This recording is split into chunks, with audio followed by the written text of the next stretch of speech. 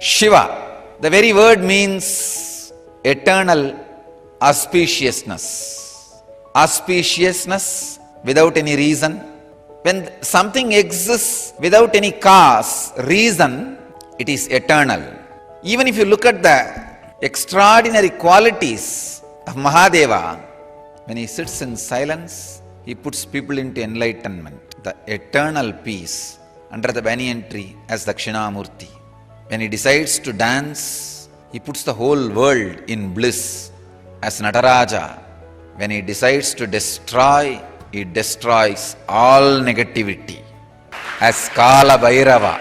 When he decides to show compassion, he can take any poison and swallow it and save the world.